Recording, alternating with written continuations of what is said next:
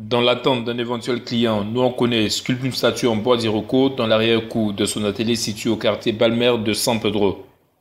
Installé le long du boulevard Félix Houphouët-Boigny, le jeune homme qui déplore un manque d'affluence de touristes en raison des crises traversées par la Côte d'Ivoire espère en une relance des activités touristiques pour booster ses affaires. Après la crise, on n'a pas encore reçu les touristes. Pour le moment, on a la foi, puis bon, on espère aussi. Pour le moment, ça va. Les machines sont trop lents. Ce faible taux d'affluence serait également lié à un manque d'organisation des artisans, selon Nouan, contrairement à Martin Canoui, qui pointe du doigt l'insécurité. Dans les médias, on nous fait savoir que les touristes viennent, mais sur le terrain, non, c'est pas ça, on n'a rien vu encore. Les touristes ne viennent pas du fait que, on peut dire, il y a l'insécurité, parce qu'il faut prononcer les mots comme il se doit. Dans les ateliers parcourus, le discours reste le même.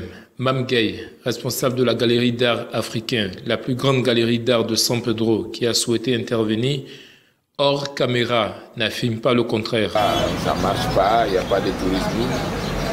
Bon, c'est le tourisme qui paye nos activités, nos œuvres. S'il n'y a pas de tourisme, ça ne marche pas. Il n'y a pas de tourisme actuellement. Il n'y a rien. Avant la crise, il y avait du tourisme. Maintenant, il n'y en a plus. Pour ce antiquaire qui dit garder espoir, il appartient aux autorités de rassurer les touristes pour qu'ils viennent à nouveau découvrir les nombreuses potentialités dont dispose la cité balnéaire.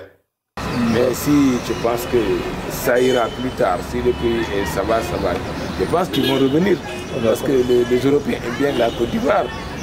Voilà. Mais actuellement, là, il n'y a rien. Sensibiliser, assurer que bon, vraiment ça va dans ce pays. Bon, ce qui s'est passé, ce qui était passé, c'est du passé. Si vous voulez revenir découvrir le pays, et surtout la ville de San Pedro, bon, on a des choses là-bas à voir. Bon, allez les sensibiliser, quoi, allez vers eux. Un meilleur accès par la voie terrestre à San Pedro, deuxième pôle économique de la Côte d'Ivoire avec son port autonome, qui est le premier port cacaoyer au monde, peut arranger les choses selon lui. Un village artisanal avec toutes les commodités devrait être bientôt construit sur un site de 74 hectares à Grand Gabo, une bourgade située à l'entrée de San Pedro selon la Chambre régionale des métiers.